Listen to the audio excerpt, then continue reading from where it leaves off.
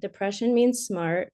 And I was also a competitive gymnast. And I left home at 14 to train for the Olympics. So I was in a culture where hard was and tough was the way to be. Mm. Nothing was ever good enough unless I was getting great scores, proving myself. I mean, I had done really well. I was on the United States national team, training for the Olympics, but also not very happy. I was very tough on myself. And that stays with you as a kid if you're not looking to heal that. So my belief about myself is I have to keep achieving, I have to prove my worth. And I wasn't ever full of self-love. Martians landed. Yes. Wearing Prada suits. Yes. Drinking Henry Seltzer. Yes. Chewing juicy fruit. Yes, and? Your branding here. Yes, brand. Your message here. Yes, and? A verse about. Yes. Your product here. Yes. I'm Hirsch Redfin. Yes, and? I'm a message therapist. Yes. And I have a podcast. Yes, brand. That's right, that's it. Yes. We'll help you fix the world. Yes. Or your bottom line. All right. Your bottom line. Get it. I get it. Welcome to the Yes Brand Podcast. In the hot seat today on the Yes Brand Podcast is Jenn Greenhut. Jenn is a stage 4 breast cancer survivor. She's a keynote speaker. She's the author of Everyone Needs a Larry, which we will be talking about. She's also the founder of Love Zero Negative and the Zero Negative Foundation. And it all boils down to Jenn's mission, which is to ignite self-love, spread gratitude, remind people that life is always working out for us, even when it doesn't look like it's working out for us. And her signature pinch me method is her way of showing us how our greatest challenges can be reframed as gifts from the universe.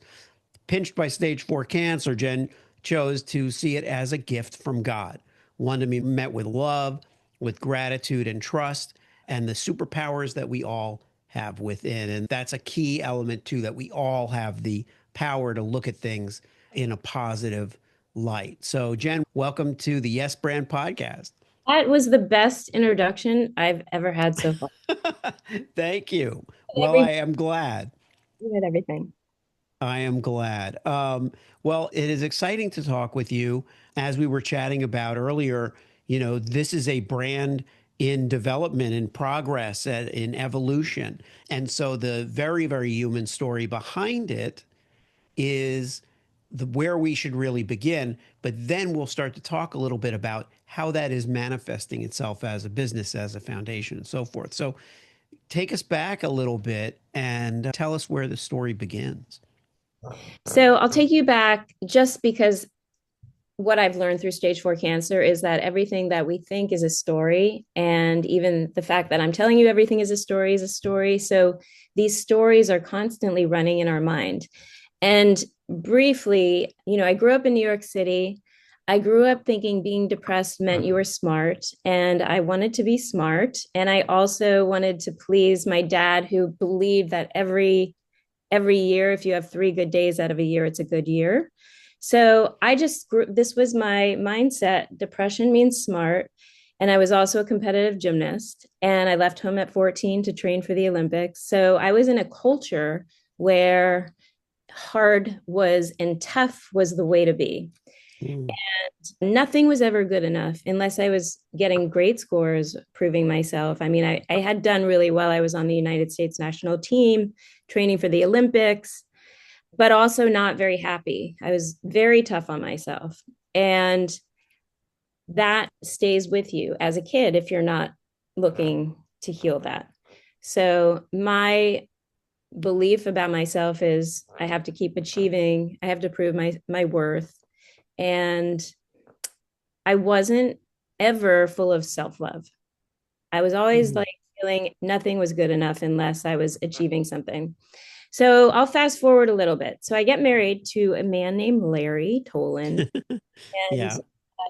when we met, it was like, oh, finally, my life is going to become the life that I want. I'm going to have a family. I'm going to be a mom. That to me was my purpose in life. And I waited for the right guy. And once we got married, we jumped right into IVF because I was in a rush. And after 3 rounds of IVF and failing every round, I was now in the worst rock bottom I've ever been. One, I felt that all of my hard work and all of my prayers and everything, nothing panned through. I'm a loser. I'm a failure. I can't even fulfill my purpose in life. And life must hate me. Like I felt even worse about myself. There was something wrong with me that I can't have my dreams than everybody else can.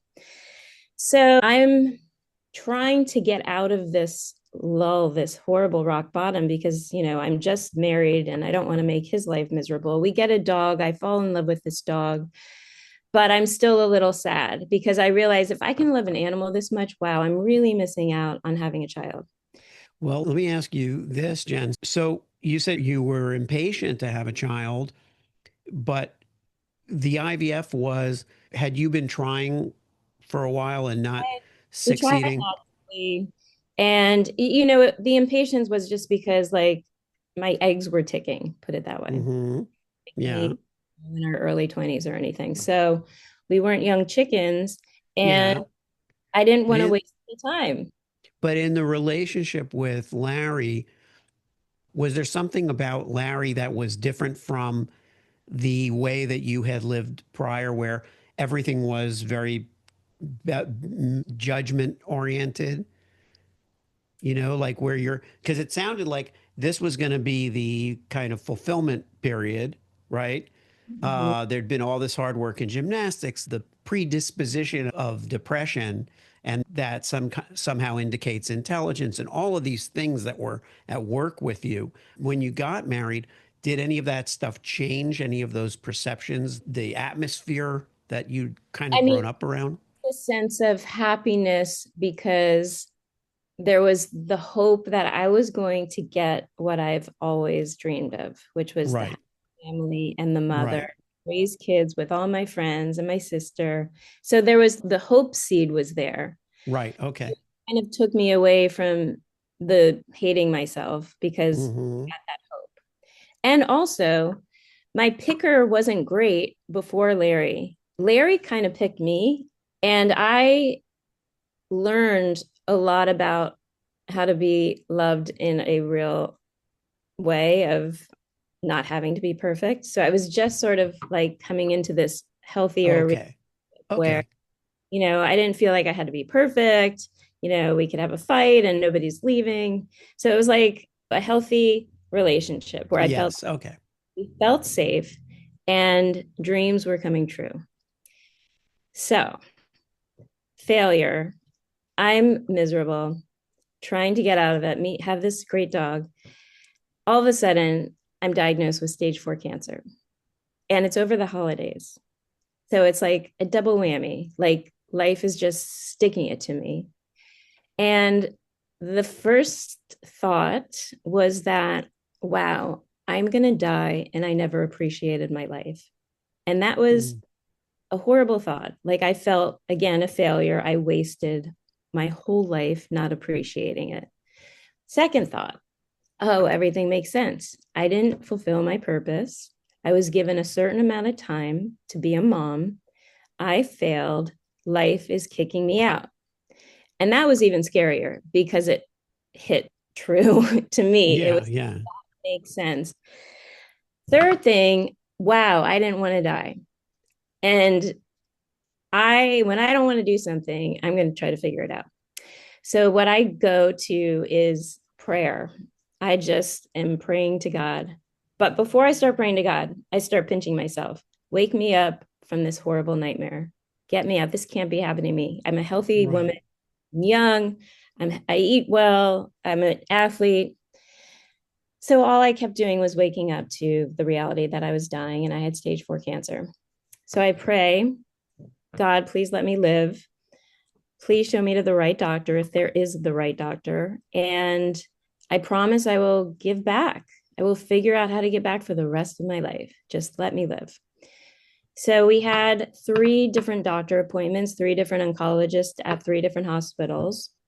The first doctor appointment, was the worst because not only was I hearing for the first time that I had stage 4 cancer, my husband had run over my mom's foot twice in the parking lot of the Oh, doctor's office. So oh that to my me God. was a sign, maybe this isn't the right guy. So thank you, Yeah. God, for the sign. Please make it a little subtle the next time. The next doctor, I did not feel safe at all. She was very anxious and she wanted to do a 4-hour surgery on my sternum bone to see how much cancer was there before aggressively treating every tumor. And that just didn't feel right. Third doctor appointment at UCLA, I felt safe immediately. So I noted that. And he goes on to say the treatment, double mastectomy, 6 rounds of chemotherapy, more surgeries, radiation, and lastly, he wants to remove my ovaries. And he sits down. He said, Jennifer, I'm sorry, you're never going to have a child. I know you wanted to, but I want you to know if you had gotten pregnant, it would have killed you. And that was my pinch me moment from God. Oh, okay. Everything changed immediately. Life wasn't punishing me, life was saving me. And if life had been saving me and everything in my life had worked out perfectly, then everything still is working out perfectly. And that's when I say, like, I walked in thinking cancer was a curse, and I walked out knowing cancer was a gift from God. Mm-hmm. And that changed my entire outlook of how I was going to embrace the journey. I trusted my doctors with my life physically. And I looked at what can I learn. And one of the things that I learned right away was every day was such a gift. And I had the ability to see, to have gratitude for everything in my life, even chemotherapy, even surgery. Everything became a gift because I was alive. And what I also learned was that I saw how my mind was always putting me down, like even blaming myself for stage 4. Yeah. And there was something that just hit me, forgive. It was like an immediate word, forgive.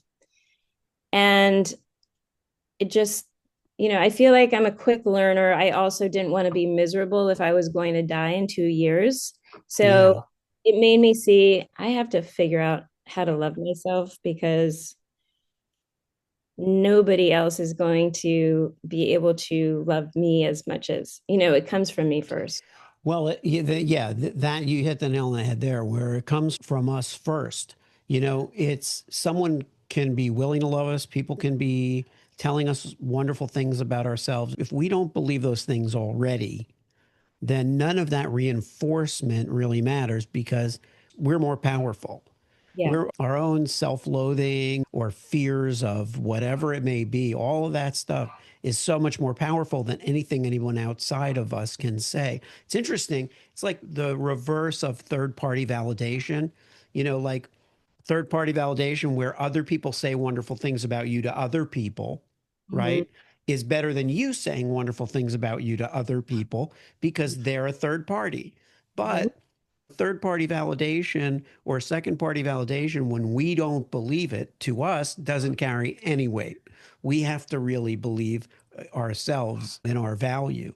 And that's where this, movement that you've started kind of takes hold, you Yeah. know? So tell us now about the foundation and the brand. Well, the reason I started everything was because I was supposed to die within 5 years. I was given a 12% chance of life, and I was cancer free in 4 months. So, Wow. and I've been cancer free for almost 9 years now. So, the fact Wow. that these three superpowers, love or self love, gratitude, and trust, they felt like they were superpowers. Like I felt like a superhero. And the cancer came to teach me that and to energetically rewire how my cells vibrate in my body, which were probably very depressed and low energy. And all they needed was like some light and some love. So basically, that inspired me to start a company called zero negative, which because my cancer is called triple negative, and triple negative was like a death sentence to me. Yeah. Negative. And zero negative, one, it symbolized cancer free. It also symbolizes there are no negatives. These experiences are for us. And when Yeah, I we love that. this as an experience, this is not a negative. We just can show up differently. So the company was Love Zero Negative, and we designed accessories. And the first accessory was a tote bag that we could use for chemotherapy patients. And it was our way of showing like love is my sword. Love is my Hmm. over fear, over anger, over resistance. And we have tote bags, we have crossbody bags, we have clutches. And these are part of the Love collection. That's our first collection from the company. Yeah, I love that. I love that. And I'm glad we started with that story because if we had started with Love Zero Negative and we talked about the brand and what you sell and what the products are, I think people would get like they miss half of it, Yeah. you know, Yeah. because it's not only what triggered your desire to create this, it's really the through line of why this business exists and why it's evolving. And where are you at now with the Love Zero Negative as a brand?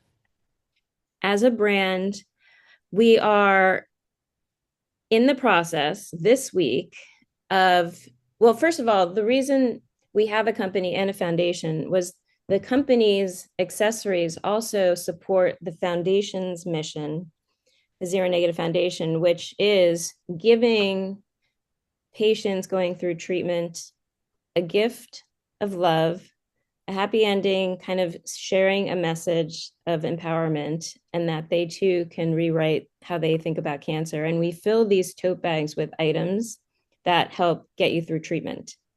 So, with the company Love Zero Negative, it's a C corp, so it's for profit. This week we're launching a campaign to look for investors that want to buy into the company and own part of the company and help us grow, because Yeah. this mission to kind of raise consciousness and make the world a better place through through conscious consumption.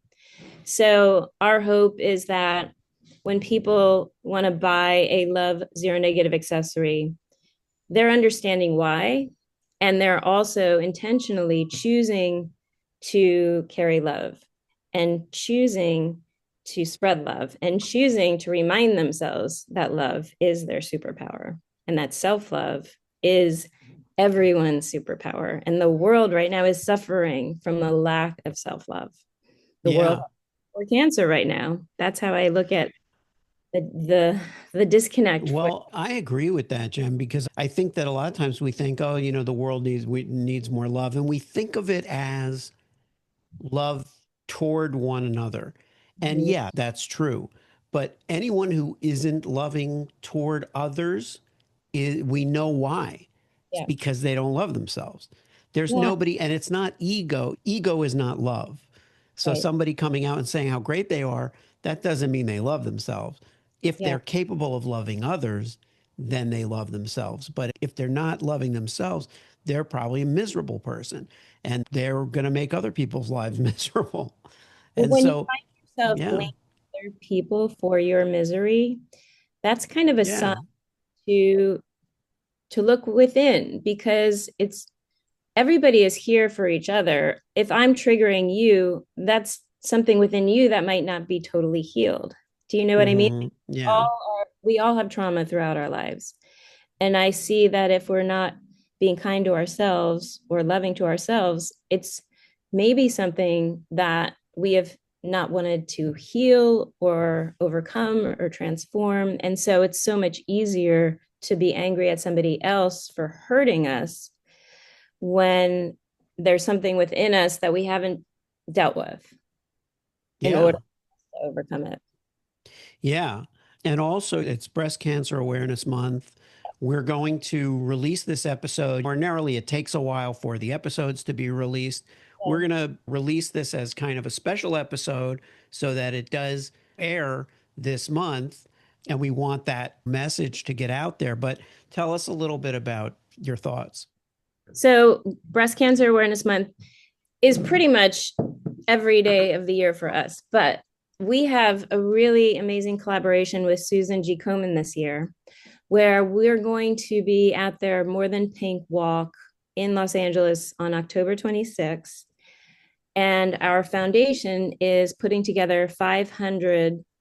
Our program is called a chemo love tote program, where this is where we fill the love totes for patients going through treatment. So we're delivering 500 chemo love totes to 500 women living with metastatic breast cancer. And it's going to be awesome because we're going to be there able to talk to everybody in like what they call a hope tent. And it's our biggest event yet. And it took so much work on our part, but it's so fulfilling because this is why I started the foundation, to be able to connect to patients. I want to touch 1 billion patients just with a message that they are loved, they are supported, and it's not about getting to the end with cancer free. It's about kind of living with purpose and with light and love, no matter what is going on. And sometimes, my belief is we have the ability to transform dis-ease just as much as we have the ability to create a peaceful world if we want. Yeah. Yeah, the power is within us. And I think we know that, but on some level, there's a it's certain point at which, say that again. it's hard work. Yes, it It's is really, hard work. and it's not what we're wired as humans. We haven't been really taught that and taught Yeah. more the fighting, the battling. I mean, if you look at cancer and what we are told, beat that cancer, kill it, go fight it, like you're going off to war. Yeah. And these cells are a part of us. These are the ones inside of us. And if we're fighting and at war with ourselves, it's kind of like it's a conflict. Well, it's very interesting that you say that because when I've interviewed people who have survived various health, challenges, often obviously cancer, but sometimes disease, bowel disease, that may not be cancer, but they say they made friends with that disease, or they made friends with that organ that Yeah. wasn't functioning. And that has always resonated for me because it makes sense. It's like you're not going to win by, yes, I understand. If you have chemo, it can, get rid of the cancer cells, but that's not the battle. That's not the war in No, anyone, no. right? Well, I really believe intention is key. So when I was going through chemo, I said a prayer thanking chemo for being able to receive chemo for healing medicine. I called it my healing medicine. This was potentially saving my life. And I see there's a lot of people that are just saying, I got to go get the poison, or the poison's going to kill me. Hmm. And just the awareness, if you're saying you're going to put poison in your body, you're resisting what potentially this chemotherapy was made to do, was to help you, not to hurt you. Right. And I wouldn't want to go through it again. But if I was resisting or saying, I hate to do this, it would just kind of in your cells hear how you think. Yeah. And so I just surrendered. Thank you. Thank you for this healing medicine that was designed specifically for me. 10 years ago, this would not be the case. I would be a goner. I would be dead. So thank you for the ability to potentially save my life. Yeah. Yeah. And finally, let's touch on a little bit. We mentioned it, we didn't really get into what's in it. Everyone Needs a Larry, your book. Tell us a little bit about the book and how it fits into this picture. Okay, so because of my transformation, I was so like passionate about I want to write this book and just share how I got from hating myself to loving myself and how that was the cure. And then Larry was like, well, what about me? And I was like, what do you mean? He's like, well, don't the caregivers have an important role? And I was like, whoa, of course they do. And nobody talks about the caregivers. And I would love to highlight your journey because they have to keep everything inside and basically prioritize the patient. But wow, Right. but they go through their own stuff and they're thrown into caregiver. They don't want to be a caregiver, just like we don't want to be a patient. So one of our favorite movies is When Harry Met Sally. And Yeah. so our book is sort of like When Harry Met Sally, but then Sally gets cancer because it's a he said, she said look at my journey through love, marriage, and stage 4 cancer and his journey through love, marriage, and stage 4 cancer, two sides to one story. And it's a he said, she said book. So when you're reading it, you're hearing from me, you're hearing from him, you're hearing little arguments off the page, like disagreeing. Wait, that didn't happen. No, that didn't happen. So it's kind of like a fun read. It's not a serious, dark cancer story. Right. It shares all the mistakes, all the lessons that helped us. We had a thing, we wrote letters to each other because sometimes we just couldn't talk to each other out of Sure. exhaustion or just too many, feelings and we share it all. And our hope is to help patients or couples get to the other side of cancer. If we could do it, anybody could do it. And we're hoping to make it Yeah. a movie, a rom-com. Yeah. Oh, that's great. Well, it's a great vibe that it seems to have. And where can people find the book? People can buy the book on Amazon.com. Everyone needs a Larry that'll get to your house in a day. And I mean, they can also go to the website lovezeronegative.com, but that's the quickest way to find the book on Amazon. Awesome. Well, thank you so much, Jen, for being on Yes Brand, for talking about the Oh, brand, talking about the foundation. pleasure. One other thing I want to mention, just because it's Breast Cancer Awareness Month, normally our foundation has a fundraiser every year during October, but because of the Susan G. Komen collaboration, our fundraiser was pushed to November 9th, and it's at the Comedy Store Sunday night, 7 o'clock p.m. It's our way of, because we believe humor is medicine. And when you're laughing, Amen. you can't be angry, you can't be sad. And we show up at the Comedy Store, and all ticket sales raise money for the Foundation for Cancer Research at UCLA. So that is coming. Fantastic. Well, yeah, yeah, I couldn't have said it better myself. Humor is what helps the medicine of life go down, it really does.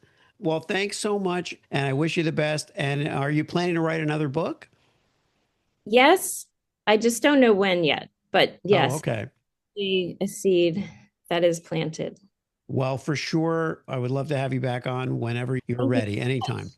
This was such a fun conversation. I really appreciate it. All right. If you liked the show, Yes, and it worked for you, yes, then. subscribe and leave a Yes, friend. 5-star review.